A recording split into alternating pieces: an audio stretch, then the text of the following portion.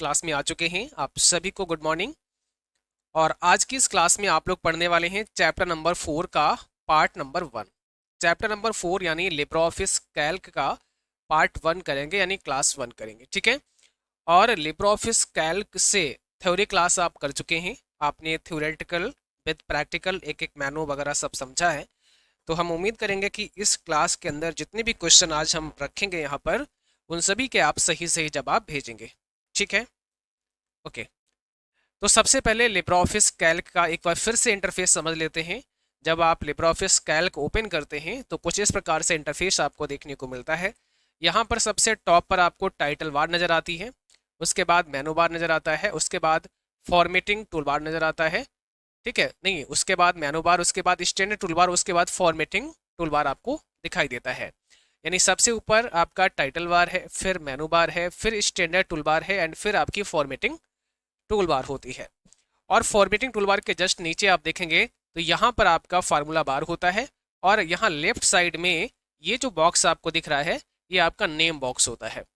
Right side में आप यहाँ देखेंगे तो ये आपका जो साइड बार होता है वो है, और नीचे आप देखेंगे तो स्टेटस बार है।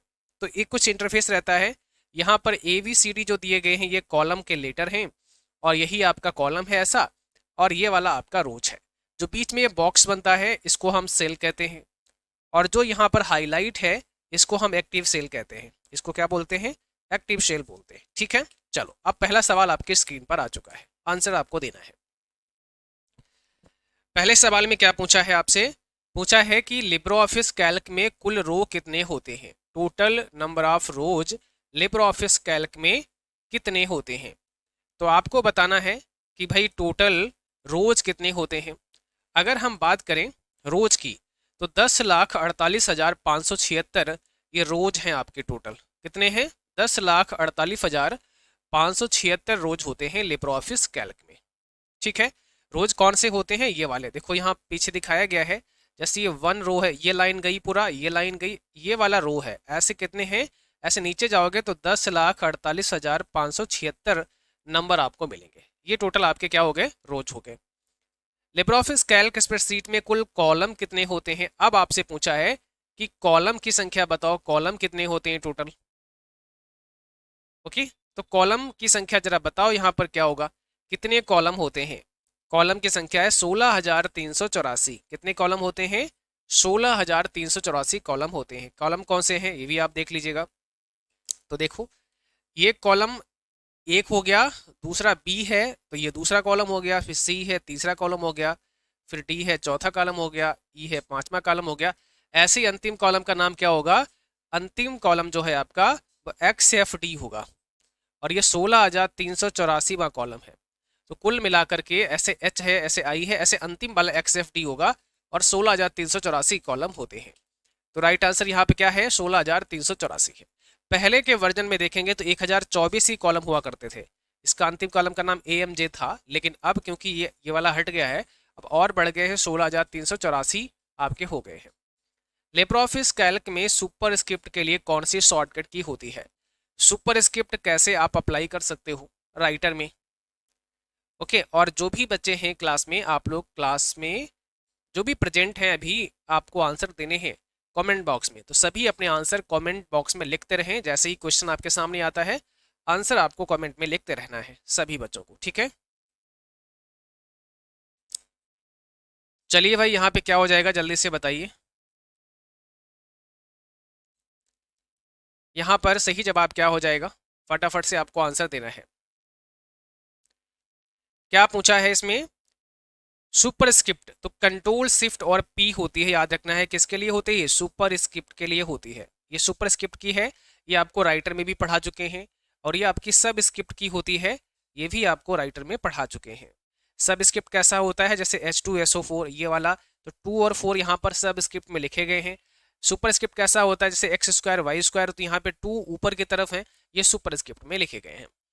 लिब्रे ऑफिस कैल्क का एक्सटेंशन क्या होता है? अगर आप लिब्रे ऑफिस कैल्क में किसी फाइल को बनाते हैं तो उसके साथ में एक्सटेंशन कौन सा ऐड हो जाता है? यदि आप लिब्रे ऑफिस कैल्क में किसी फाइल को बनाते हैं तो उसके साथ में एक्सटेंशन कौन सा ऐड हो जाता है? इसका सही जवाब आप लोग देंगे कमेंट बॉक्स में, क्या हो जाएगा?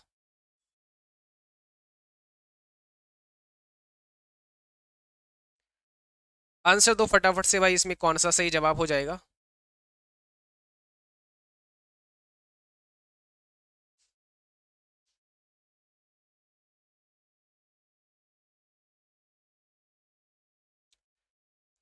तो इसका सही जवाब है ऑप्शन बी, डॉट ओडीएस हो जाएगा। क्या हो जाएगा? ओडीएस हो जाएगा। लिब्रे ऑफिस कैल्क का जो एक्सटेंशन है वो डॉट ओडीएस है। इसको ओपन डॉक्यूमेंट स्प्रेडशीट कहते हैं। क्या कहते हैं? ओपन डॉक्यूमेंट स्प्रेडशीट कहते हैं। कैल्क में डेट इंसर्ट करने की शॉर्टकट की क्या होती है? आप लिब्रे ऑफिस कैल्क में डेट कैसे इंसर्ट कर सकते हो? तो डेट इंसर्ट करने की शॉर्टकट की क्या होती है, जल्दी से बताइए। ठीक है, डेट कैसे आप इंसर्ट कर सकते हो?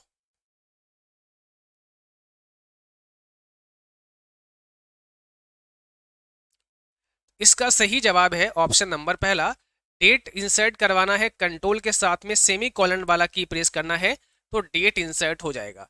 तो डेट इंसर्ट करने के लिए कंट्रोल प्लस सेमी कॉलन की आपको प्रेस करना है। ठीक है, किसमें? लिब्रे ऑफिस राइटर में।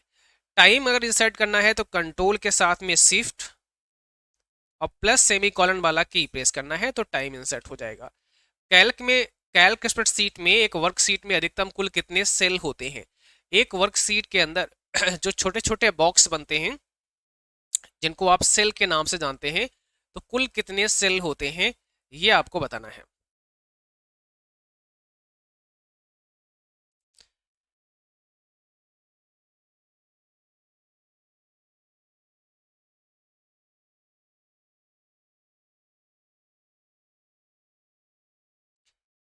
इस प्रश्न का सही जवाब क्या हो जाएगा?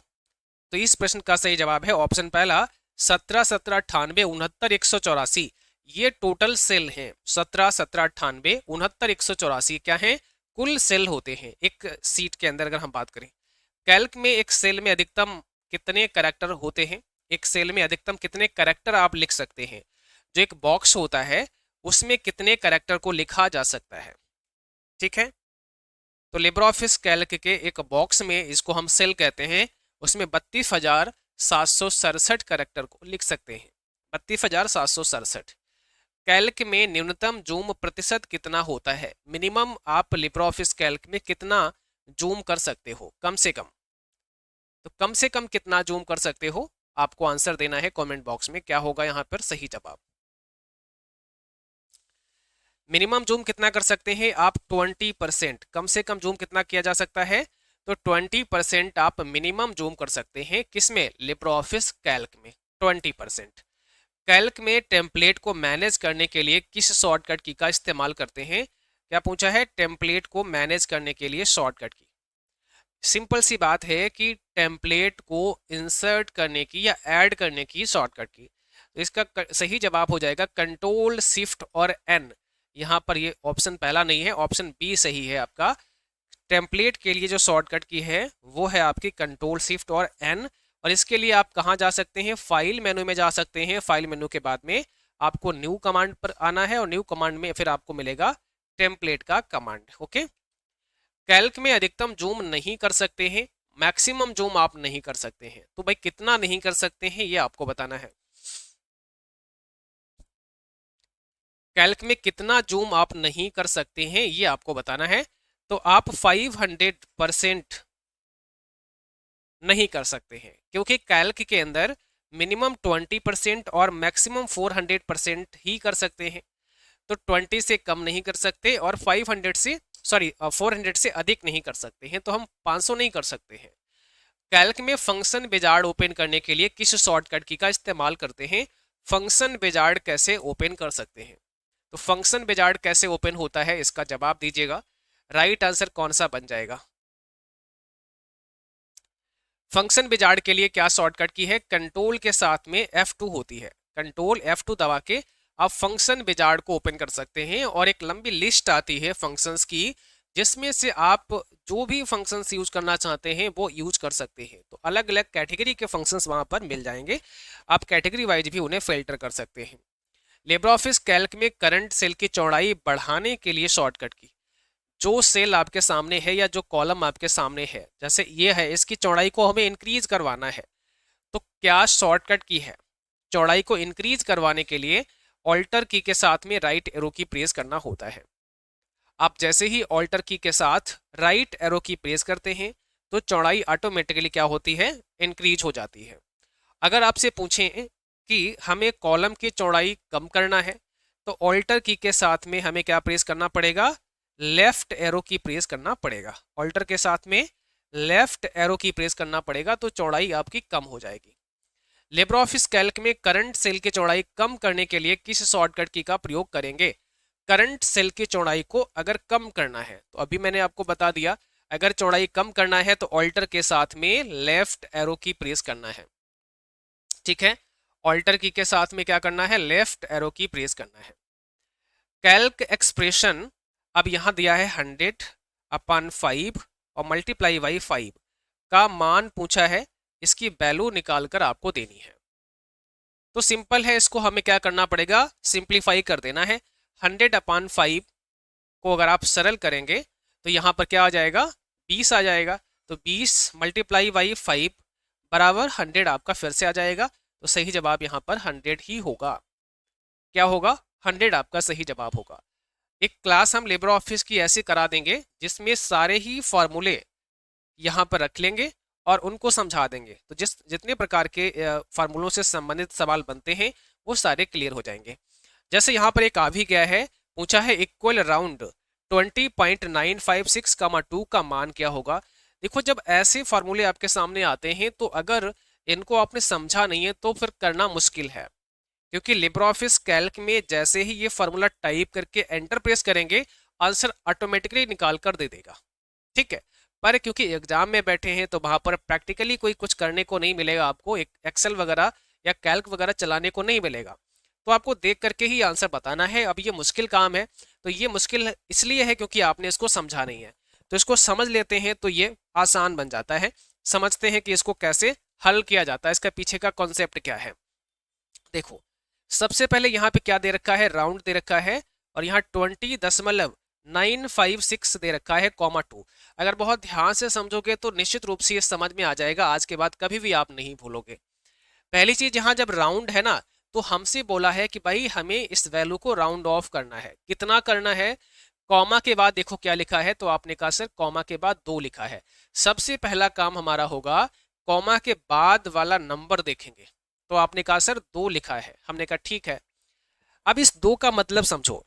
इस 2 का मतलब ये है कि हमें इस दशमलव पॉइंट के बाद में ये 2 ही वैल्यू रखनी है। समझ में आया?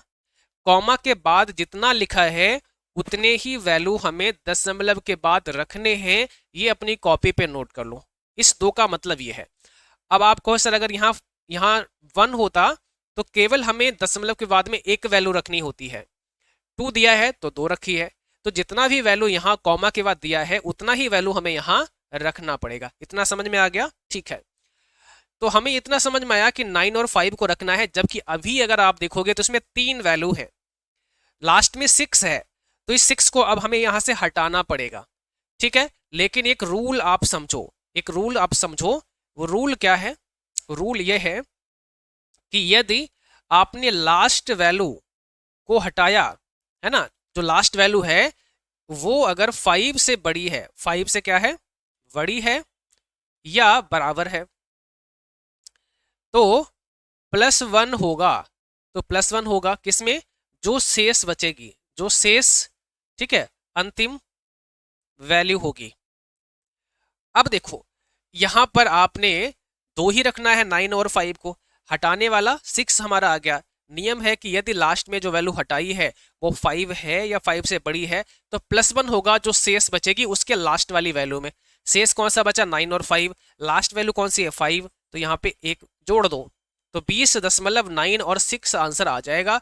बहुत सिंपल है, 20.9 और 6 हमारा आंसर यहाँ पर आ चुका है। इसको दोबारा से देख लेना, फिर से क्लियर हो जाएगा, इसमें कुछ है नहीं। जब भी राउंड फॉर्मूला दिया हो, कॉमा के बाद देखो कितना वैल्यू है, जितना है उतने ही हमको रखने हैं, एक्स्ट्रा वालों को हटा दो। हटाने का नियम यह है कि जो वैल्यू आप हटाओगे वो अगर 5 के बराबर है या 5 से बड़ी है तो +1 कर देना जो आपकी शेष बची है उसके अंतिम वाली वैल्यू में, ठीक। और अगर 5 से छोटी है तो +1 नहीं होगा, माइनस भी नहीं होगा, सेम एज इट वैसे ही उतार दो वैल्यू को। एक बात और यहां ध्यान रखना है, अगर कभी दो वैल्यू हटाने की आवश्यकता पड़ जाए, जैसे 20.95 और 5 नहीं 4 कर दे, 4 और 6 कॉमा 2। अब क्योंकि हमारे पास वैल्यू 4 है, कॉमा के बाद 2 लिखा है, हमको रखना 2 ही वैल्यू है, हमको 2 ही वैल्यू रखना है, तो हटाना किसको है, अब 6 को भी हटाना और 4 को भी हटाना। तो अब जब 6 को हटाया, ये तो 5 से बड़ा था, लेकिन 4 को भी हटाया, ये 5 से छोटा था। तो अब यहां पर जो नियम है ना, ये जो मैंने नियम समझाया कि अगर 5 से बड़ा है तो +1 होगा, ये हटाने वाली में भी अंतिम वैल्यू में देखा जाएगा। हटाने वाली वैल्यू अगर 2 से ज्यादा है या 1 से ज्यादा है, तो अंतिम वैल्यू जो हट रही है उसको चेक करोगे, अगर वो 5 है या 5 से बड़ी है तो +1 होगा, वो 5 से छोटी है तो +1 नहीं होगा। अभी इस प्रकार से आगे भी क्वेश्चन करवा देंगे तो आसान हो जाएगा आपके लिए इन चीजों को समझना, ठीक है।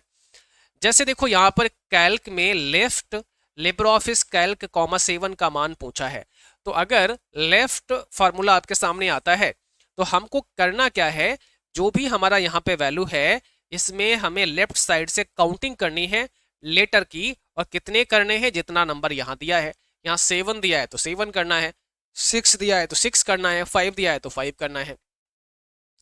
तो यहाँ 1 2 3 4 5 6, ठीक है, और 7, यानी ऑफ का एक सिंगल एफ आ जाएगा, इसका मतलब ऑप्शन बी हमारा राइट हो जाएगा।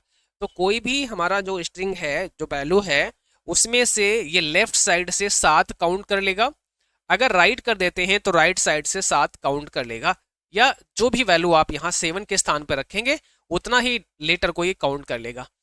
निम्न में से कौन सा फंक्शन ट्रू को फॉल्स और फॉल्स को ट्रू बना देता है, ऐसा कौन सा फंक्शन है जो ट्रू वैल्यू को फॉल्स कर देता है एंड फॉल्स वैल्यू को ट्रू कर देता है, ऐसा कौन सा फंक्शन है जो ट्रू वैल्यू को फॉल्स कर देता है एंड फॉल्स वैल्यू को ट्रू कर देता है। तो इसका सही जवाब है नॉट। ऐसा एक नॉट फंक्शन है जो ट्रू वैल्यू को फॉल्स करेगा एंड फॉल्स वैल्यू को ट्रू करेगा।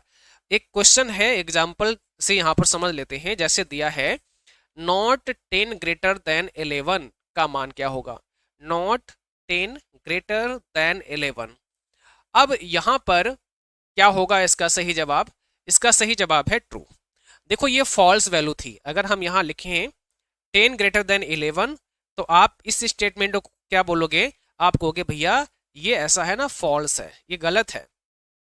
क्यों, क्योंकि 10 बड़ा है 11 से, तो ये ऐसे नहीं लिखा जाएगा, क्योंकि 11 बड़ा है ना, तो 10 तो छोटा है 11 से, ऐसे लिखोगे, ये ठीक बात है।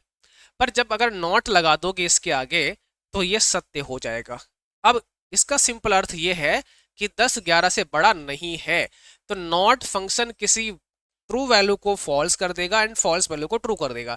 जैसे ये वैल्यू आपकी ट्रू है, ठीक है, अगर मैं इसके आगे नॉट लगा दूं तो ये जो वैल्यू आपकी है ये कैसी हो जाएगी, ये फॉल्स हो जाएगी।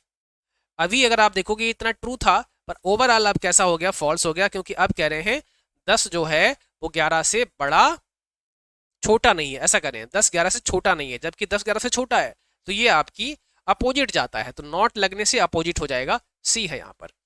कैल्क में किसी सेल के कंटेंट को फॉर्मेट एज नंबर करना है तो शॉर्टकट की। अब लिब्रे ऑफिस कैल्क में आपने लिखा है 25, इसको हमें क्या करना है, फॉर्मेटिंग करवानी है एज ए नंबर। हम चाहते हैं एज ए नंबर इसकी फॉर्मेटिंग हो, तो कंट्रोल शिफ्ट और 1 दबाना है, तो एज ए नंबर में क्या होगा 25.00 ऐसे आ जाएगा। यहाँ देखो फॉर्मेट मेनू पे जाना, नंबर फॉर्मेट में जाना, जर्नल के लिए ये शॉर्टकट की है, नंबर के लिए ये शॉर्टकट की है, परसेंट के लिए ये शॉर्टकट की है, यानी जर्नल के जर्नल मतलब नॉर्मल बाय डिफॉल्ट, तो ये कंट्रोल शिफ्ट और 6 होगा, कंट्रोल शिफ्ट और 1 नंबर में होगा, कंट्रोल शिफ्ट और 5 परसेंट में होगा, कंट्रोल शिफ्ट और 4 करेंसी में होगा, कंट्रोल शिफ्ट और 3 ये डेट के लिए है, ठीक है। फिर बाकी यहाँ से टाइम भी डाल सकते हैं, कंट्रोल शिफ्ट और 2 ये साइंटिफिक के लिए है, और 1000 सेपरेटर भी आप लगा सकते हैं। वर्कबुक में वर्कशीटों का क्रम बदला जा सकता है क्या वर्कशीट में जो वर्कशीट के नेम होते हैं उनका क्रम बदल सकते हैं आपने देखा होगा सीट 1 होता है और सीट नंबर 2 होता है और सीट नंबर 3 होता है।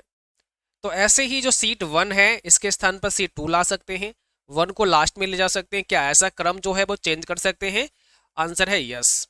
आप ड्रैग एंड ड्रॉप कर सकते हैं, सीट जो टैब है उस पर क्लिक करके ड्रैग एंड ड्रॉप कर सकते हैं या सीट मेनू में जा सकते हैं।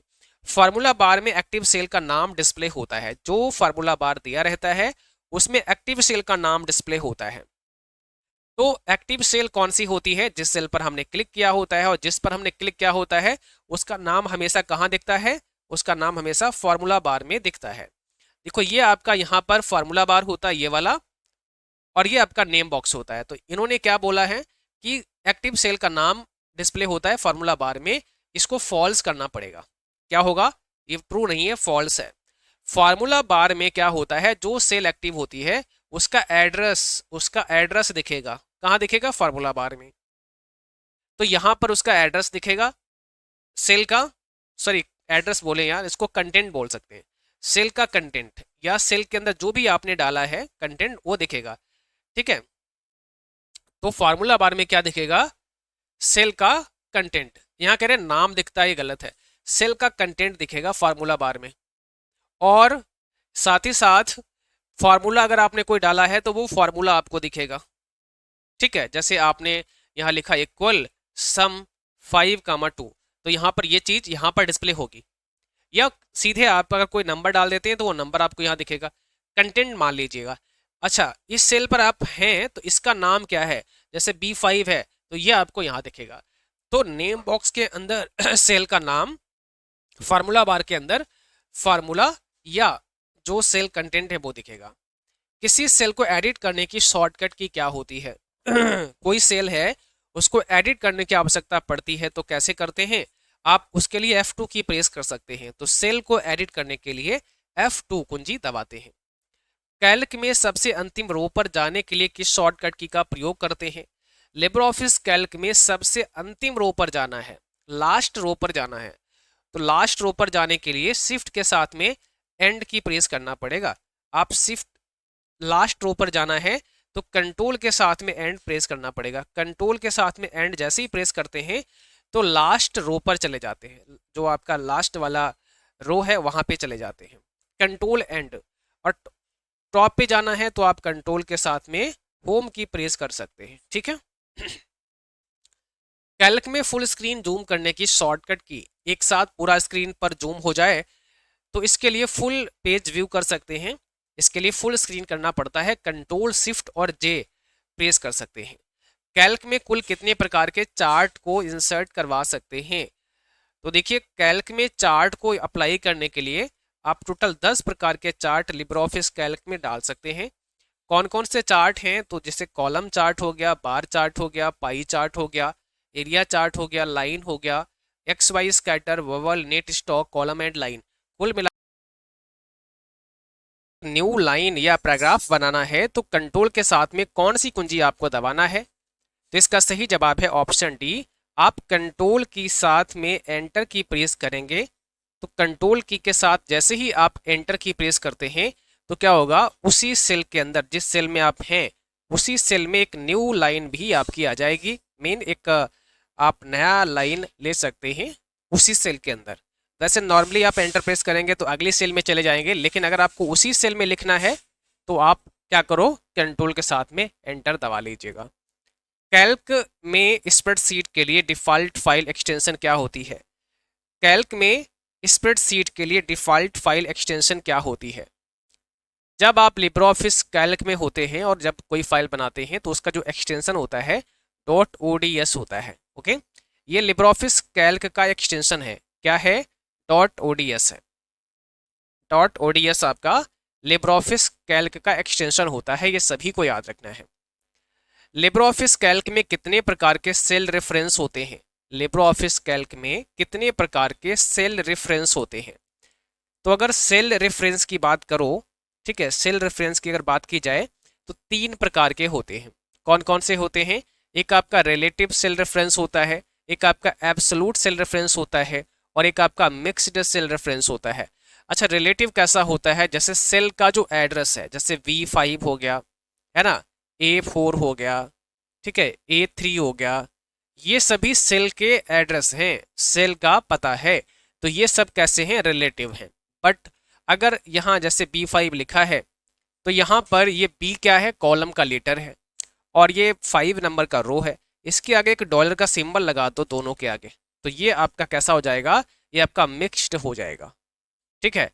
लेकिन अगर कॉलम के आगे या रो नंबर के आगे लगाते हैं केवल डॉलर का सिंबल, जैसे B5 में आपने B के आगे डॉलर लगा दिया, तो एक ही लॉक किया गया है, एक के सामने ही डॉलर है, तो ये मिक्स्ड हो जाएगा। ये तो कॉलम जो लेटर है ना, ये आपका कैसा बन गया है, ये बन गया है आपका एब्सोलूट, और ये बन गया रिलेटिव। तो ये दोनों है, इसमें रिलेटिव ही है, एब्सोलूट है, जिसको कहा जाएगा मिक्स्ड सेल रेफरेंस। ठीक है। तो मिक्स्ड क्या होगा, जिसमें आप एक में देखोगे यहाँ पे जैसे रो नंबर के आगे लगा हुआ है तो ये मिक्स्ड है, बट दोनों में लगा हुआ है तो ये एब्सोलूट है। ठीक है, ये अंतर है। फ्लोर 1109,11 का मान क्या होगा, इसकी वैल्यू आपको बतानी है। 1109,11 का मान क्या होगा, इसकी वैल्यू क्या होगी। जब कभी भी फ्लोर आपसे पूछा जाता है तो 1109 यहाँ दिया, या जो भी वैल्यू यहाँ पे दी है 11 से भाग करो 1109 को, और जैसे ही 11 से 1109 को डिवाइड करोगे तो ये पूरा पूरा डिवाइड नहीं होगा। तो आपको क्या करना है, 1109 के बाद जो संख्या है उसको ट्राई करके देखो। तो ऐसी वो संख्या कौन सी है जो 11 से डिवाइड हो जाएगी, वो संख्या है 1100। ठीक है, जो 11 से पूर्णतः डिवाइड हो जाएगी। लिब्रे ऑफिस कैल्क में पाइवट टेबल का ऑप्शन किस मेनू के अंदर होता है। पाइवट टेबल की कमांड कहां पर होती है, किस मेनू के अंदर होती है, बताइए। पाइवट टेबल जो है ना, ये आपको कहाँ मिलता है, तो ये डेटा मेनू के अंदर। पाइवट टेबल कहाँ मिलेगा, डेटा मेनू के अंदर आपको पाइवट टेबल का ऑप्शन दिया जाता है। कैल्क में कॉलम की अधिकतम ऊंचाई कितनी होती है। कॉलम की अधिकतम हाइट पूछी है, मैक्सिमम हाइट पूछ रहा है, कॉलम की कितनी होती है। तो किसी कॉलम की जो मैक्सिमम हाइट है ना, लिब्रे ऑफिस कैल्क की ये बात की गई है, वो है 39.37 इंच। ये मैक्सिमम हाइट है किसी कॉलम की। कैल्क विंडो में कितने स्क्रॉल बार होते हैं। कैल्क विंडो में कितने स्क्रॉल बार होते हैं, बताइए। तो स्क्रॉल बार की संख्या कितनी होती है कैल्क विंडो में, यहां पर हो जाएगा ऑप्शन आपका बी, ठीक, यानी 2 स्क्रॉल बार होते हैं। एक आपका ऐसा होता है वर्टिकल, एक आपका ऐसा होता है हॉरिजॉन्टल। ठीक है। एमएस एक्सेल दस्तावेज को जिस फाइल रूप में संग्रहित किया जाता है उसे क्या कहते हैं। एमएस एक्सेल में दस्तावेज को जिस फाइल रूप में आप स्टोर करवाते हैं, उसे सेव करते हैं, उसको हम लोग वर्कबुक कहते हैं। वो पूरा क्या होता है, एक पूरा वर्कबुक के नाम से जाना जाता है। ठीक है, उसको वर्कबुक कहते हैं। माइक्रोसॉफ्ट एक्सेल में फार्मूला बार के बाईं ओर प्रदर्शित डैश चिन्ह के बटन को दर्शाता है। तो माइक्रोसॉफ्ट एक्सेल में फार्मूला बार के बाईं ओर जो चिन्ह आपको दिखता है सही का, ये किस बटन को दर्शाता है। तो ये कैंसिल, एड्रेस, एंटर, फार्मूला। तो ये जो है ना एंटर बटन को दर्शाता है। इसका काम क्या है, जैसे आप एंटर प्रेस करते हैं वही सेम काम इसका है, एग्जीक्यूट कर देगा आपका जो वैल्यू आपने डाला होगा। माइक्रोसॉफ्ट एक्सेल में नेम बॉक्स में डैश सेल का पता प्रदर्शित होता है। जो नेम बॉक्स होता है, तो नेम बॉक्स में किसका पता प्रदर्शित होता है। ठीक है, नेम बॉक्स में क्या होगा, जो एक्टिव सेल होता है, एक्टिव सेल मतलब सक्रिय सेल, तो सक्रिय सेल का जो एड्रेस है वो नेम बॉक्स में डिस्प्ले होता है। और इस सेल के अंदर जो भी कंटेंट आपने लिखा है, ठीक है ना, जो भी फॉर्मूला आपने डाला है वो आपको दिखेगा कहां पर, फार्मूला बार में। ठीक है। जब निम्न माइक्रोसॉफ्ट एक्सेल फंक्शन को सेल में दर्ज किया जाता है तो क्या परिणाम होगा। जब निम्न माइक्रोसॉफ्ट एक्सेल फंक्शन को सेल में दर्ज किया जाता है तो इसका रिजल्ट क्या होगा, इसका परिणाम क्या होगा। इक्वल यहाँ लिखा है सम, यहाँ A,5,3,4 दिया गया है। तो अब सम यहाँ करना है। इसका हैश नेम का एरर दिखेगा क्योंकि यहाँ पे A लिखा दिया है, जो कि आपका सम नहीं हो सकता है। ठीक है ना, क्योंकि ये अल्फाबेट है, न्यूमेरिक वैल्यू ही सम होती है, तो यहाँ पे एक एरर आपको शो कर जाएगा। माइक्रोसॉफ्ट एक्सेल वर्कशीट का डिफॉल्ट ओरिएंटेशन क्या होता है। जब भी आप माइक्रोसॉफ्ट एक्सेल में वर्क करते हैं तो जब आप प्रिंट करवाते हैं, ठीक है ना, तो वाई डिफॉल्ट जो आपका लेआउट है वो कैसा होता है। प्रिंट जब आप निकालेंगे तो बाय डिफॉल्ट लेआउट कैसा होगा, पोर्ट्रेट ही होता है। बाय डिफॉल्ट पोर्ट्रेट होता है। आप इसको चेंज कर सकते हो, तो चेंज करने के लिए इसको लैंडस्केप कर सकते हो, लेकिन डिफॉल्ट रूप से वो ऐसा ही होगा। ठीक है। निम्न में से क्या माइक्रोसॉफ्ट एक्सेल में चार्ट की एक वैध श्रेणी नहीं है? क्या माइक्रोसॉफ्ट एक्सेल में चार्ट की एक वैध श्रेणी नहीं है? चार्ट की एक वैलिड रेंज कौन सी नहीं है? Pie chart, bar chart, super chart या लाइन चार्ट? इसमें से राइट आंसर आपको देना है। जिसमें से सही आंसर हमारा है सी, क्योंकि सुपर चार्ट कोई वैध या वैलिड श्रेणी नहीं है। सुपर चार्ट आपका राइट आंसर है। माइक्रोसॉफ्ट एक्सेल में चयनित सेल को डिलीट करने के लिए कुंजी संयोजन क्या है? चयनित सेल को कैसे डिलीट कर सकते हो? जो भी सेल आपने सेलेक्ट की हैं उनको डिलीट करवाना है तो कंट्रोल के साथ में माइनस दबा लो, और अगर सेल इंसर्ट करवाना है तो कंट्रोल के साथ में प्लस दबा लो। सिंपल है। ठीक है, कंट्रोल प्लस या कंट्रोल माइनस से डिलीट कर सकते हैं। एक्सेल में सक्रिय सेल की सामग्री को निम्न में से किसमें प्रदर्शित किया जाता है? जो भी सक्रिय सेल है, जो एक्टिव सेल है, उसकी सामग्री को कहां पर डिस्प्ले करते हैं? तो हम आपको बताए हैं फार्मूला बार में, पहले ही बताया। एक्टिव सेल का जो एड्रेस है वो नेम बॉक्स में दिखेगा, बट उसकी जो सामग्री है, जो कंटेंट है, वो आपको फार्मूला बार में देखने को मिलेगा। एक्सेल में चयनित सेल रेंज के लिए चार्ट बनाने की शॉर्टकट कुंजी क्या होती है?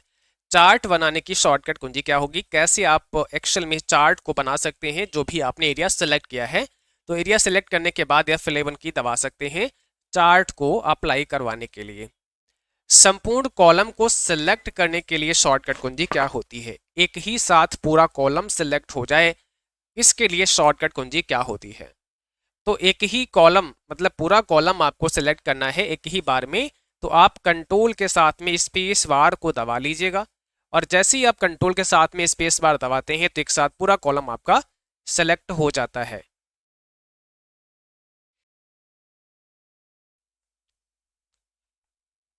ठीक है। स्प्रेडशीट के लिए निम्न में से कौन सा मान्य नहीं है, कौन सा वैलिड नहीं है? देखो, स्प्रेडशीट के लिए कौन सा वैलिड नहीं है, ये तो सब है। मेल मर्ज आपने देखा होगा, ये लिब्रोऑफिस राइटर में है, यानी ये वर्ड प्रेस में, सॉरी वर्ड प्रेस का नाम है क्या, ये वर्ड प्रोसेसर में होता है। किस में होता है? वर्ड प्रोसेसर में होता है। ठीक है ना। तो लिब्रोऑफिस राइटर जो है ये वर्ड प्रोसेसर है, और मेल मर्ज इसी के अंदर होता है, यानी वर्ड प्रोसेसर में ही होता है। राइटर बोल दो, या फिर अगर आपके पास MS ऑफिस है तो फिर आपका MS वर्ड हो जाएगा। ठीक है। कैल्क में सेल इंसर्ट करने की शॉर्टकट की कौन सी है? आप एक न्यू सेल कैसे ले सकते हो? अभी मैंने बताया, डिलीट करने के लिए कंट्रोल माइनस और ऐड करने के लिए कंट्रोल प्लस होती है। एक सेल या सेल की रेंज को कोई नाम भी दिया जा सकता है। क्या एक सेल या सेल जो रेंज है उसको कोई नाम दे सकते हैं? यस, आप उस सेल रेंज को सेलेक्ट करके और नेम बॉक्स में नाम टाइप कर सकते हैं। कैल्क सीट A3:A6 क्या दर्शाता है? देखो, A3:A6 यहाँ दिया है। अब ये क्या रिप्रेजेंट करता है? ये रिप्रेजेंट करता है A3 से A6 के बीच में सारे ही सेल इसमें इंक्लूड हैं, जैसे A4 एंड A5। तो A3, A4, A5, A6 ये सारे ही इसमें इंक्लूड हैं। एक्सेल में सिलेक्टेड टेक्स्ट का साइज बदल सकते हैं। सिलेक्टेड टेक्स्ट का साइज कैसे बदल सकते हैं? तो सिलेक्टेड साइज कैसे बदल सकते हैं, जल्दी बताओ।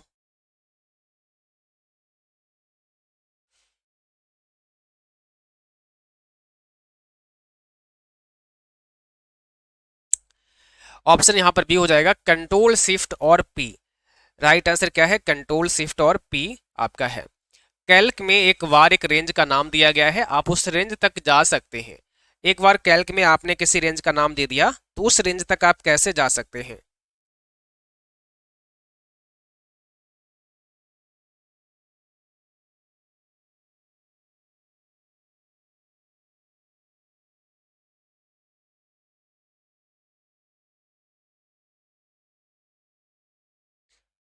इसका सही जवाब है ऑप्शन सी, उपरोक्त दोनों। यानी नेम बॉक्स की सहायता से रेंज का नाम चयन कर लेंगे, जो रेंज का नाम दिया था उसको हम देख लेंगे, वहां से सिलेक्ट कर लेंगे, और कंट्रोल F3 दबा के भी हम रेंज का नाम चयन कर सकते हैं। तो सी ऑप्शन हो जाएगा। कैल्क में सीलिंग 100,9 का मान क्या होगा? 100,9 का मान कितना होता है? ठीक है। तो यहां पर देखिए सीलिंग दिया हुआ है, तो 100 को पहले 9 से भाग करो, 100 नहीं डिवाइड होगा तो कोई बात नहीं है। अब सीलिंग की कंडीशन में हम 101 को भाग करेंगे, 99 को भाग नहीं देंगे, क्योंकि 99 को कब देंगे? जब फ्लोर यहाँ होगा। तब देंगे ना। अभी 100 से ऊपर की तरफ बढ़ना, बढ़ते क्रम में देखो 101, 102, तो ऐसी कौन सी वो संख्या होगी जो कट जाएगी? 108 वो नंबर है जो 9 से पूरा पूरा डिविजिबल है। कैल्क पाइवट टेबल का समर्थन करता है, यस या नो? क्या कैल्क में पाइवट टेबल का ऑप्शन है? तो इसका आंसर है यस, कैल्क पाइवट टेबल का समर्थन करता है। अच्छा, अगला सवाल है, कैल्क में 10 की पावर 4 का सही मूल्य b1 की वैल्यू 20 है, c1 की वैल्यू 40 है, तो सम a1 कॉमा c1 का मान क्या होगा? अब देखो ये सवाल लिब्रे ऑफिस कैल्क यानी स्प्रेडशीट से पूछा गया है, ठीक है। तो यहाँ सम a1 कॉमा c1 का मान कितना होगा ये आपको समझाना है। तो सही जवाब सभी कमेंट बॉक्स में लिखेंगे और इसका जो राइट आंसर बनेगा वो बनेगा फर्स्ट ऑप्शन। देखिए 50 कैसे आया है, a1 की वैल्यू यहाँ लिख दो और सम है ना इसलिए यहाँ पे प्लस हो जाएगा, और b1 की वैल्यू कितनी है, सॉरी c1 की वैल्यू कितनी है 40 है, तो बराबर कितना हो जाएगा 50 हो जाएगा। जब कॉमा दिया होगा तो जो सेल यहाँ लिखी गई है केवल उसी की वैल्यू को हम ऐड करेंगे या जो करेंगे जो यहाँ पर फंक्शन दिया हुआ है। अभी यहाँ सम दिया है तो हमने इसको प्लस कर दिया क्योंकि सम का मतलब होता है एडिशन करना, जोड़ कर देना, ठीक है। तो a1 और c1 को हमने यहाँ पर क्या कर दिया है, जोड़ दिया है। एक और सवाल देखिएगा, कैल्क प्रोग्राम में a1 बराबर 20 है, a2 बराबर 10 है, a3 बराबर 40 है, a4 बराबर 30 है, तो सम a1 कॉलन a4 का मान क्या होगा? थोड़ा सा अंतर है, उस वाले में क्या किया गया था, कॉमा यूज किया गया था, इस वाले सवाल में कॉलन का यूज किया गया है, तो थोड़ा सा अंतर है। आप बताएं इसका सही जवाब क्या बन जाएगा? इसका सही जवाब क्या बन जाएगा, जल्दी से जवाब दीजिएगा। तो देखो इस प्रश्न का सही जवाब हो जाएगा सी 100। कैसे 100 हुआ? कह रहे हैं a1 कॉलन a4, इसका मतलब है यहां पर एक रेंज बन गई है। क्या बन गई है?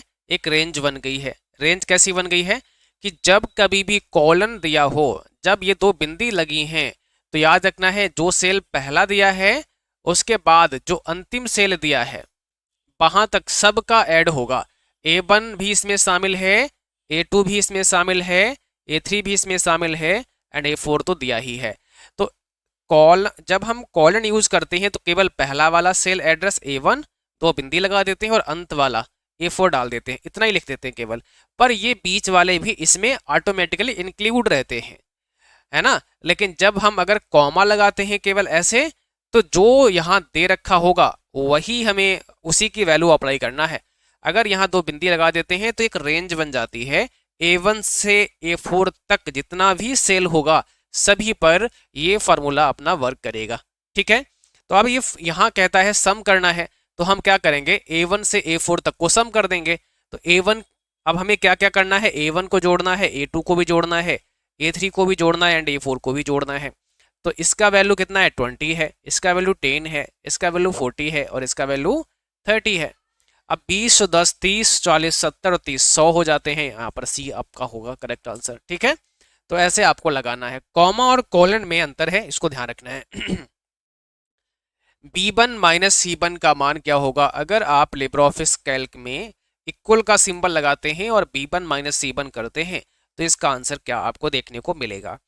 एक बात और याद रखना है, जब भी हम कभी विदाउट वैल्यू अगर हम ये निकालें कि भाई जैसे अगर आप टाइप करो किसमें, लिब्रे ऑफिस कैल्क में, और वहां लिखो b1 माइनस c1 किसी सेल के अंदर, तो इसका जो रिजल्ट आएगा ना वो आपका 0 होगा। क्यों? क्योंकि b1 के अंदर और c1 के अंदर क्या वैल्यू है वो हमें पता नहीं है, ठीक है। जब हमें v1 और c1 की वैल्यू ही नहीं पता है तो 0 आंसर हमें मिलेगा। सो ऑप्शन हमारा डी यहाँ पे हो जाएगा। इक्वल प्रोडक्ट 4, 6, 10 का मान ज्ञात करना है।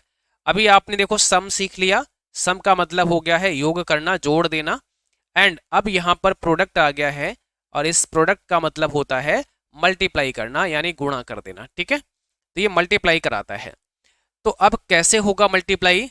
यहाँ 4 इंटू 6 इंटू 10 ऐसे कर दो, 4 छंगा 24, 24 दशामन 240। ऑप्शन क्या हो जाएगा? सी हो जाएगा आपका, ठीक है।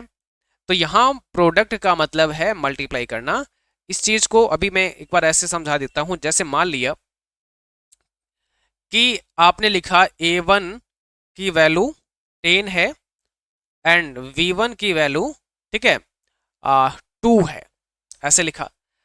अब आपने यहाँ लिखा इक्वल प्रोडक्ट A1 कॉमा, ठीक है, B1, ऐसे लिख दिया आपने। अब A1 और B1 का क्या होगा, मल्टीप्लाई हुआ तो 10 इंटू 2 हो जाएगा, क्योंकि प्रोडक्ट का मतलब है मल्टीप्लाई करना, तो यहाँ पर 20 आ जाएगा। तो आप चाहो सेल का जो वैल्यू है वो भी बता सकते हैं पहले, और फिर बता सकते हैं कि प्रोडक्ट A1 कॉमा V1, या अगर आपने एक और इसमें वैल्यू बता दी कि भाई आपने कहा C1 की वैल्यू भी 5 है ना, और यहाँ पर आपने फिर क्या किया, थोड़ा सा मैं यहाँ पे, ओफो एक मिनट, देखो आपने कहा A1 की वैल्यू 10 है, आपने कहा V1 की वैल्यू 2 है, और C1 की वैल्यू 5, ये कहा आपने। अब हम यहाँ इक्वल लगाते हैं और यहाँ लिखते हैं प्रोडक्ट, और हमने यहाँ A1 कॉलन कर दिया और C1 कर दिया, ऐसे कर दिया A1 कॉलन C1। तो आप क्या समझोगे, हम समझेंगे A1 इसमें शामिल है, हम समझेंगे इसमें, अब देखो A2 इसमें शामिल नहीं किया क्योंकि C1 यहाँ लगा है, तो हम समझेंगे फिर यहाँ B1 शामिल है, और हम यहाँ समझेंगे C1 शामिल है। A1 B1 C1 D1 ऐसे जा रहा है, ये सीरीज ऐसे जा रही है, ठीक है ना। तो अब A1 की वैल्यू हमारी 10 है, मल्टीप्लाई करना पड़ेगा, ये लगा हुआ है यहाँ पे 2 मल्टीप्लाई बराबर 5, तो 10 दूना 20 होते हैं, और 20 पंचा 100 होते हैं, ठीक है। तो बहुत आसान तरह से आप बस इसको समझने की कोशिश करें, उसके बाद आंसर आप आसानी से दे सकते हैं, ठीक है। क्योंकि जब आप एग्जाम में बैठे होते हैं तो वहाँ पर ओनली आपके सामने लिब्रे ऑफिस कैल्क नहीं होगा, वहाँ पर ओनली आपके सामने स्क्रीन होगी, आपके सामने क्वेश्चन होगा, और बस वही आपको देख करके हल करना पड़ेगा। जैसे यहाँ पे देखो, यहाँ पर 4, 6 और 10 की गुणा कराई तो 240 आपका हो गया। अगला सवाल है, कैल्क में कंडीशनल फॉर्मेटिंग से आप किसी सेल को अपनी मर्जी के मुताबिक फॉर्मेट कर सकते हैं।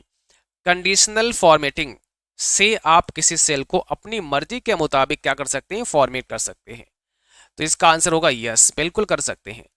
देखो कंडीशनल फॉर्मेटिंग से क्या होगा, आप एक कंडीशन के साथ फॉर्मेटिंग देना चाहते हैं। आपने कहा कि अगर हम बी लेटर टाइप करें, तो जब हम बी टाइप करें तो ऑटोमेटिकली इसका कलर रेड हो जाए, इसका फॉन्ट थोड़ा सा बोल्ड हो जाए, स्टाइल चेंज हो जाए, साइज इसका इंक्रीज हो जाए। ये सब बातें हैं कब, जब आप बी दबाएंगे तब।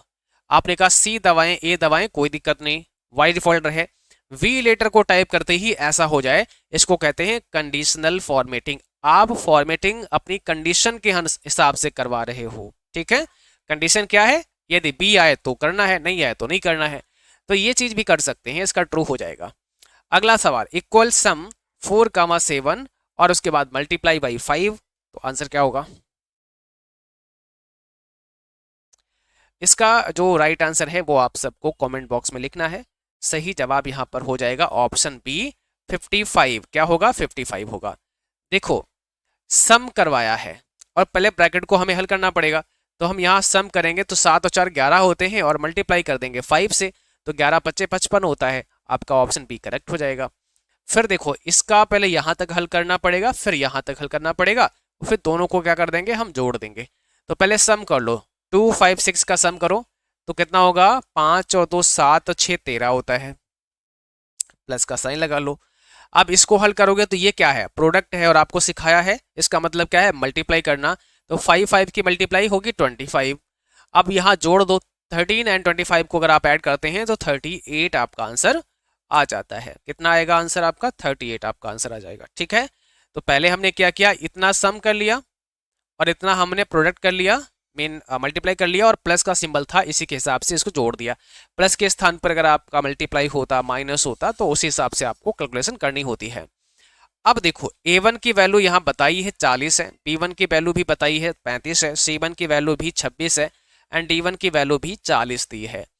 तो कह रहे हैं कि सम A1 कॉलन C1, पहले तो A1 कॉलन C1 दिया है, फिर माइनस D1 कर दिया है, ठीक है। तो पहले आप क्या करोगे, सम करना है, किसका सम करना है, A1 और C1 तक का सम करना है। जो सम आए उसमें से D1 को हटा माइनस कर देना है, निकाल देना है, आंसर आपका आ जाएगा। कैसे आंसर आएगा, देखो यहाँ पर ऑप्शन पहला है 61 करेक्ट। अब यहाँ अगर हम इसको लिखेंगे, ये जो फॉर्मूला है ना, इसको अगर हम यहाँ लिखने की कोशिश करेंगे तो यहाँ क्या लिखा है, सम लिखा है A1 colon C1 minus D1, यही तो लिखा है ना। तो एक काम करते हैं, पहले यहाँ रेंज समझो, A1 B1 गायब है यहाँ पर, लेकिन कॉलन दे रखा है, तो आपको दिख नहीं रही है, बट B1 को भी इंक्लूड करना पड़ेगा। रीजन, क्योंकि कॉलन दिया है। A1 और C1 के बीच में जो भी आएगा उसको इंक्लूड करेंगे। तो सम करना है, जोड़ना है। तो A1 की वैल्यू कितनी दी है, 40 दी है, यहाँ पे देखो कितनी दी है, 40 दी है, प्लस लगेगा। अब आप B1 को ऐड करोगे, यस करोगे, क्योंकि यहाँ रेंज बनाई है इन्होंने। तो B1 की वैल्यू कितनी है, 35 है, तो वो लिख लो। अब C1 की वैल्यू कितनी है, 26, ये लिख लो। इतना आपका हो गया, ठीक है। अब इसके बाद यहाँ माइनस का सिंबल दिया है और माइनस में D1 है, तो D1 आपका 40 है। ये चीज़ आपको हल कर देनी है।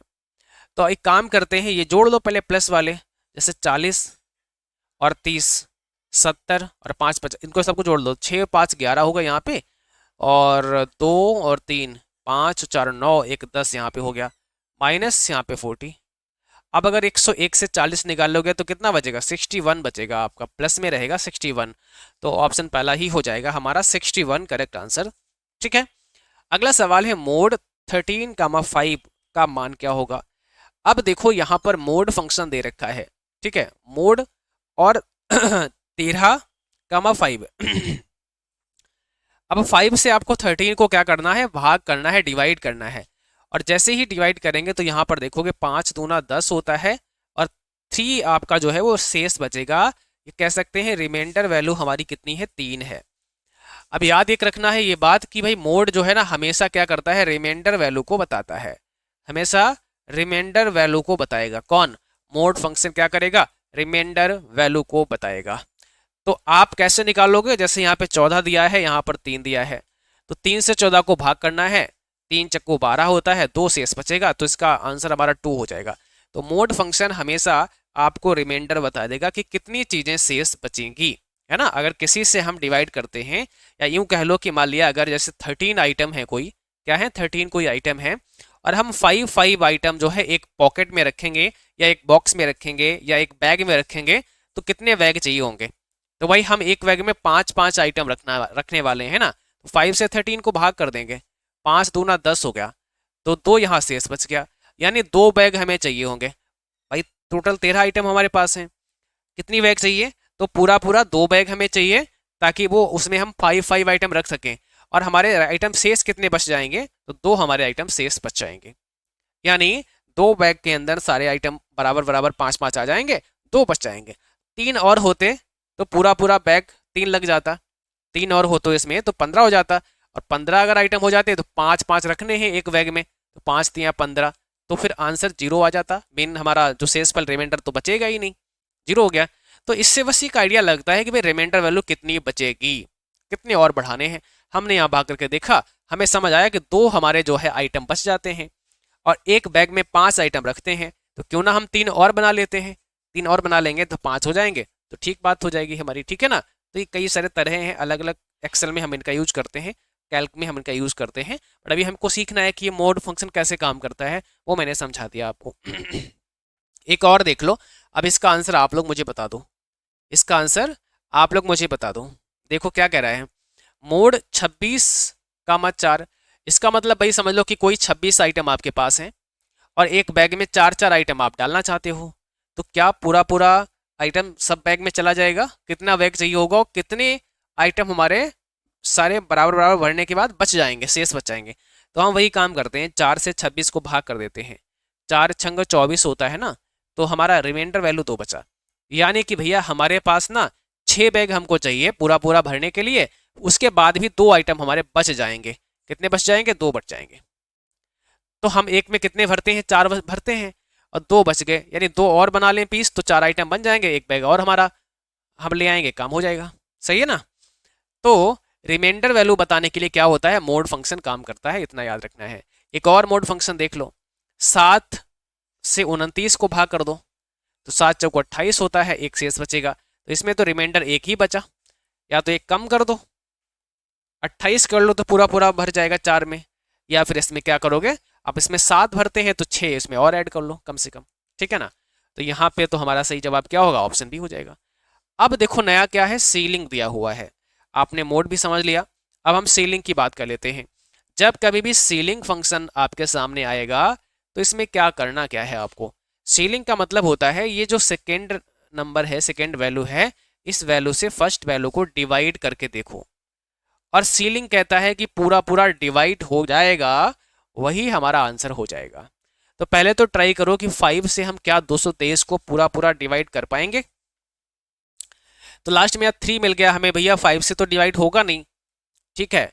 अगर नहीं होगा तो क्या करना है, तो सीलिंग की कंडीशन में बढ़ते क्रम में हमको वैल्यू को जोड़ कर देखना है, ऐड कर लेना है। जैसे 223 अगर डिवाइड नहीं हुआ तो हम क्या करेंगे, 224 को ट्राई कर लेंगे। अगर 224 हो जाता है तो वही हमारा आंसर हो जाएगा, ठीक है। सीलिंग ये कहता है। आपने कहा सर 224 भी नहीं डिवाइड हुआ, तो फिर 25 को देख लो, 225 तो हो ही जाएगा। मान लिया वो भी नहीं हुआ, तो फिर 26, 27, 28 जो पहली बार में डिवाइड हो जाएगा ना, वही आंसर हो जाएगा। पहली बार का मतलब 223 से ऊपर बढ़ेंगे, 24, 25, 26 में जो पहली वैल्यू हो जो डिवाइड हो जाएगी वही आंसर हो जाएगा। तो आपने देखा कि 223 के बाद 225 ही वो पहली वैल्यू है जो पूरा पूरा 5 से डिवाइड हो रही है। ओके, तो यहाँ पर 225 हमारा सही जवाब हो जाएगा। और जो हमें 4 ऑप्शन मिलते हैं उसी में से हमारा एक आंसर होगा, ये तो हमें पता ही है। और हम ये भी जानते हैं कि 223 से छोटी कोई वैल्यू आएगी नहीं, क्योंकि सीलिंग की कंडीशन में अगर 223 खुद डिवाइड नहीं हुआ तो इससे बड़ी वैल्यू को देखना है, छोटी को नहीं देखना है। तो ये तो कंफर्म है कि 223 से नीचे का कोई नंबर हमारा आंसर नहीं बन सकता है। तो हम इसको तो ऐसे ही बता देंगे भैया ये तो हमारा आंसर नहीं हो सकता है, ये तो आंसर नहीं हो सकता है। तो दो तो हमने ऐसे ही निकाल दिए, बचे हैं दो।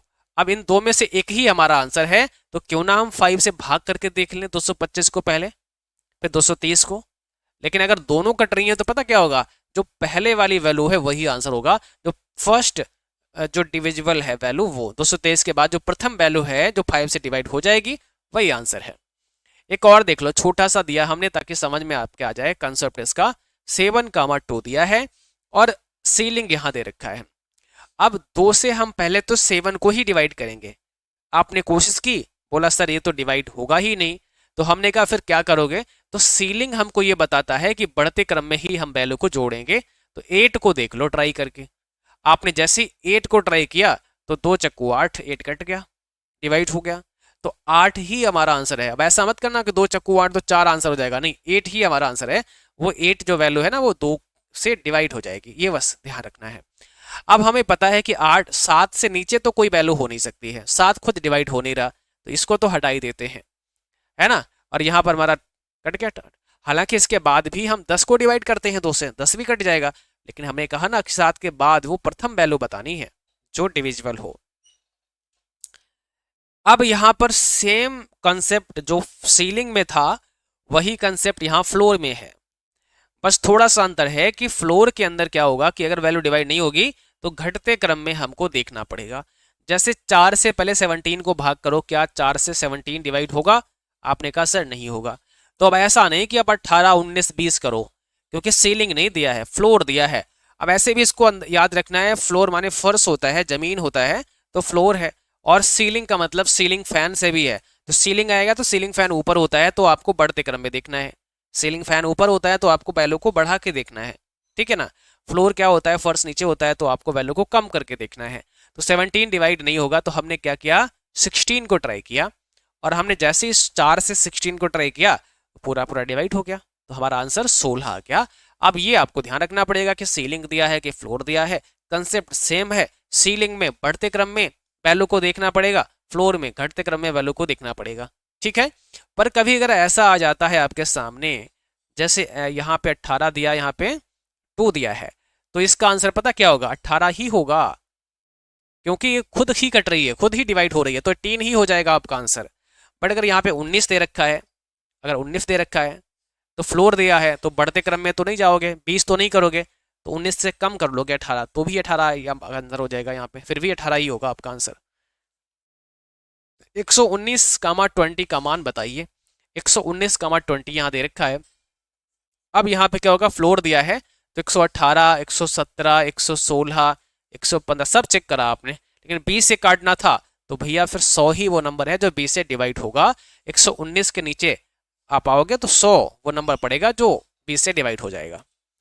सीलिंग दिया है, अब इसको क्या कर दिया, यहाँ पे पहले फ्लोर दिया था, अब सीलिंग दिया है। अब 119 यहाँ दे रखा, तो 20 से तो ये कटेगा नहीं, तो क्या काम करते हैं, क्या ये 120 20 से कट जाएगा? आपने कहा हाँ सर। तो जैसे ही हमने एक ही संख्या आगे बढ़ाई वो 20 से डिवाइड हो गई। ठीक है, तो सेलिंग के अंदर बढ़ते क्रम में, फ्लोर में घटते क्रम में देखना है। यदि सेल A5 बराबर 4 है, B5 बराबर 6 है, C5 बराबर 10 है, D5 बराबर 4 दिया है, तो काउंट A5 कॉलन D5 का मान कितना होगा। अब इसके अंदर भी क्या दिया है, यहाँ पे काउंट दिया है, और याद रखना है जो काउंट है ना, ये हमेशा क्या करता है, नंबर को काउंट करता है। जो नंबर्स होते हैं उनको ही ये काउंट करता है। ठीक है, तो अब आप ये चेक करो कि A5 से लेकर और D5 तक कितने नंबर दिए हैं। तो आपने सोचा कि यहाँ कॉलन दिया है, तो इसके अंदर A5 भी है, इसके अंदर B5 भी है, C5 भी है एंड D5 भी है, सारे ही सेल हैं। तो A5 में एक नंबर दिया है, नंबर कोई हो सकता है, नंबर है तो उसको काउंट एक किया जाएगा। तो इसमें देखो 4 लिया, एक नंबर है ना, तो एक ये हो गया। V5 में भी एक नंबर है, तो 2 यहाँ पर हो गए। फिर C5 में एक नंबर दिया है, तो 3 यहाँ पे हो गए, और D5 में एक नंबर दिया है, तो 4 नंबर हो गए। तो कुल जो सेल हैं वो 4 हैं जहां पर कोई न्यूमेरिक वैल्यू टाइप की गई है। इतना यहाँ पे इन्होंने बता दिया है। ये काउंट फंक्शन का काम है।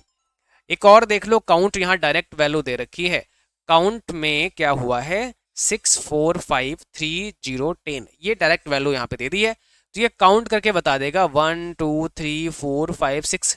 ये क्या कह देगा कि भैया 6 वैल्यू आपकी हैं जो न्यूमेरिक आपने डाली हैं। बट याद रखना है जो काउंटा फंक्शन होता है ना, काउंटा एक होता है, ये क्या करता है, अल्फा न्यूमेरिक को बता देता है। ठीक है, यदि सेल A1 में स्टडी दिया है तो लेन A1 का मान कितना होगा। यदि A1 में स्टडी दिया है तो लेन A1 का मान कितना होगा। यहाँ पर 5 दिया है, देखो इसका मतलब है जो लेन आपका दिया यहाँ पर है ना, और A1 के अंदर मान लिया लिखा क्या आपने था, स्टडी। तो स्टडी में कितने यहाँ पे लेटर हैं, कितने लेटर हैं उनको, यानी लेंथ क्या है किसी भी शब्द की, वो लेंथ यहाँ पे बताने का काम करेगा लेन फंक्शन। तो इसमें 5 लेटर हैं वो बता दिया। एक और देख लो, डायरेक्ट आपने यहाँ लिखा है CCC वाईफाई स्टडी, किसी सेल में डायरेक्ट आपने डबल कोट्स में लिख दिया। तो ये लेन फंक्शन इसकी भी लेंथ बता देगा। इसमें 3 ये हैं, C इसके बाद वाईफाई 4 हो गए, तो 7 ये हो गए, 8 9 10 11 12, तो टोटल इसकी लेंथ कितनी आ जाएगी, 12 आ जाएगी। ठीक है, तो किसी भी लेटर की, किसी भी शब्द की या वर्ड की लेंथ जाननी है तो लेन फंक्शन यूज कर लेते हैं। अब आ गया है राउंड फंक्शन।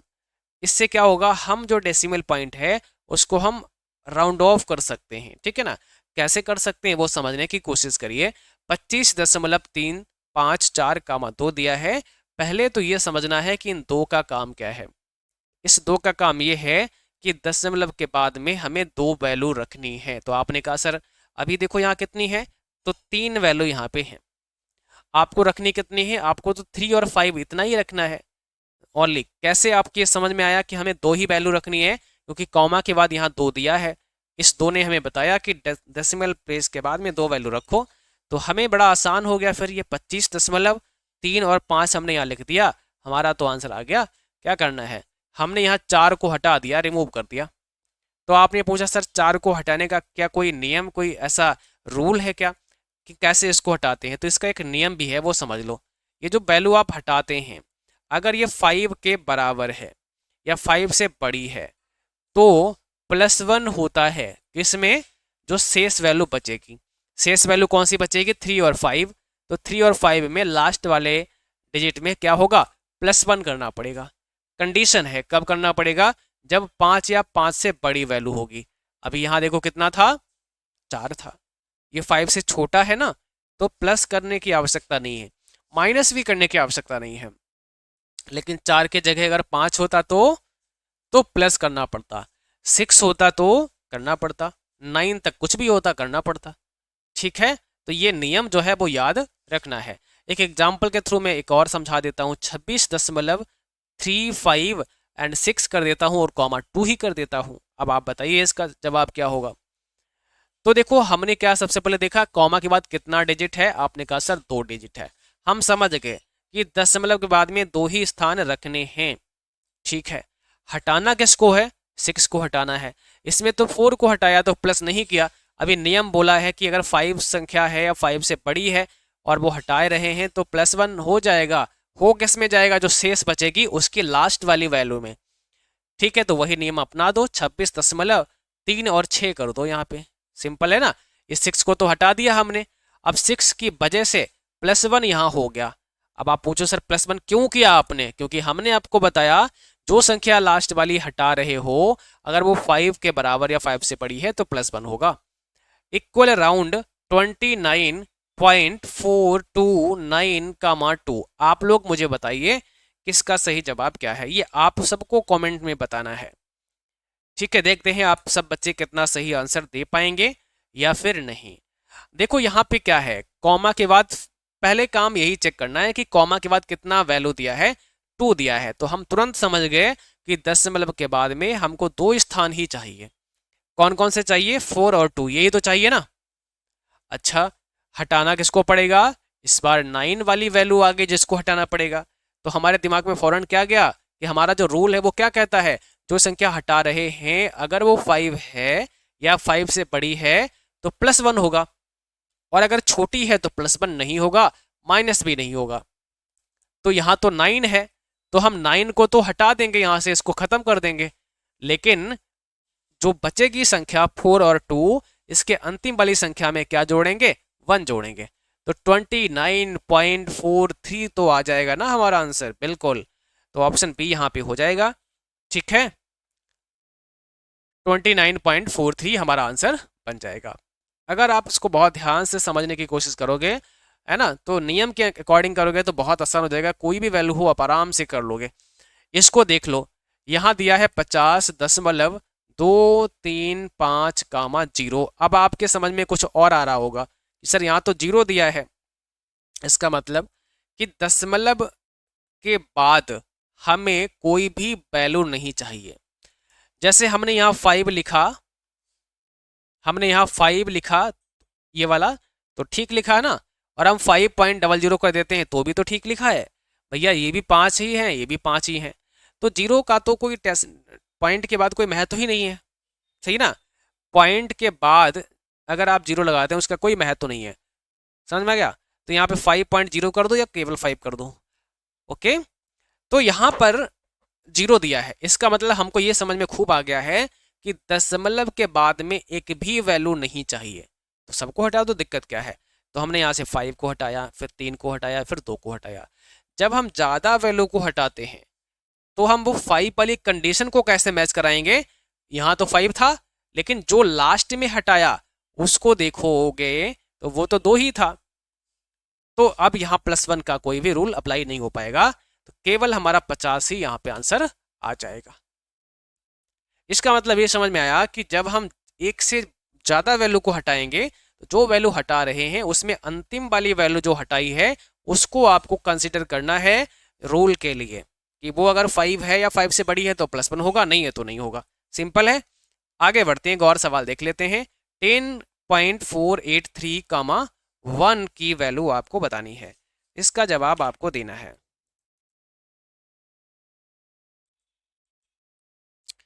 ठीक है, इसका जवाब आप दीजिएगा, क्या होगा इसमें, कौन सा करेक्ट आंसर बन जाएगा।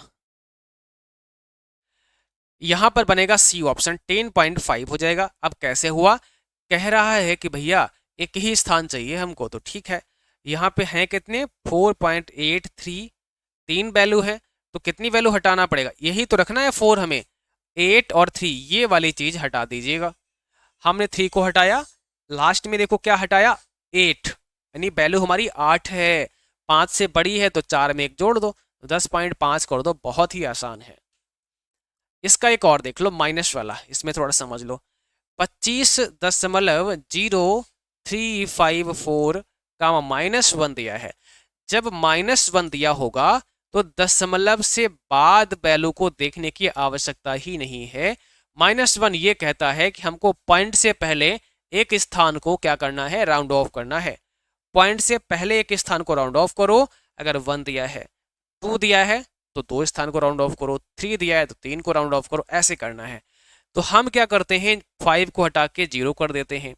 नियम वही है, अगर 5 है जो आपने हटाया तो +1 आगे करके जाएगा, तो यहाँ पर 30 आपका आंसर आ जाएगा। इसका क्या करोगे? ये सब 0 हो जाएगा, ठीक है, तो 30 आपका आंसर आ जाएगा। देखो 634, -2 दिया है। अब 634 तो ये सब हमारा डेसिमल प्लेस से पहले की ही वैल्यू मानी जाएगी। जब कोई डेसिमल नहीं लगा है तो वो डेसिमल प्लेस से पहले की ही वैल्यू मानी जाती है। -2 यानी 2 स्थान हटाने हैं तो 4 को हटा के 0 करो, 3 के हटा को 0 करो और यहाँ पर 6 बचेगा। क्यों?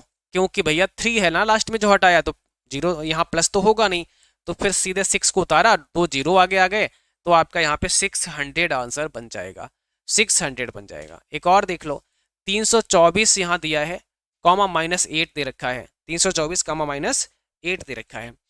अब यहाँ इन्होंने बोल दिया है कि भैया 8 वैल्यू जो है ना उनको राउंड ऑफ करो। हमारे पास वैल्यू 3 ही है, तो जितनी है उनको तो हम राउंड ऑफ कर लेते हैं। आगे वैल्यू नहीं है तो हम 0 0 बढ़ा सकते हैं, क्या दिक्कत है, 5 0 आगे लगा सकते हैं। लो, अब इनको भी अगर 0 ही कराओगे तो क्या होगा, सब 0 ही तो आने वाला है ना, तो आंसर हमारा यहाँ पर सी हो जाएगा 0। अगला है सेल फॉर्मेट डायलॉग बॉक्स किस शॉर्टकट के से ओपन होता है। Cell format dialog box open करने की शॉर्टकट कुंजी क्या होती है? तो इसके लिए कंट्रोल के साथ में 1 प्रेस करते हैं। सेल फॉर्मेट ओपन करने के लिए कंट्रोल 1 दबाते हैं, एक सेल फॉर्मेट का डायलॉग बॉक्स ओपन हो जाता है। हम अपने अकॉर्डिंग सेल को फॉर्मेट करा सकते हैं। कैल्क स्प्रेडशीट में बाय डिफॉल्ट फंट नेम होता है। कैल्क में फंट नेम कौन सा लगा होता है? तो लिबरेशन सेंस नाम का फंट होता है। कैल्क में किसी सेल में इंसर्ट नंबर को करेंसी में बदलने की शॉर्टकट की, किसी भी नंबर को करेंसी में कैसे चेंज कर सकते हो? तो इसके लिए कंट्रोल शिफ्ट और 4 प्रेस करते हैं। करेंसी के लिए कंट्रोल शिफ्ट और 4 दबाते हैं। देखो, जनरल के लिए कंट्रोल शिफ्ट और 6 होता है, याद रखना है। नंबर के लिए कंट्रोल शिफ्ट और 1 होता है। परसेंट के लिए कंट्रोल शिफ्ट और 5 होता है। करेंसी के लिए कंट्रोल शिफ्ट और 4 होता है। डेट के लिए कंट्रोल शिफ्ट और 3 होता है। तो ये सब याद रखना है शॉर्टकट की, ठीक है। तो आज के लिए बस इतना ही था। उम्मीद करते हैं क्लास आपको समझ आई होगी और अगली क्लास में आगे के क्वेश्चन डिस्कस करेंगे, ठीक है। तो चलिए क्लास को यहीं पर समाप्त करते हैं, मिलते हैं फिर अगली क्लास में। तब तक के लिए थैंक यू, बाय बाय।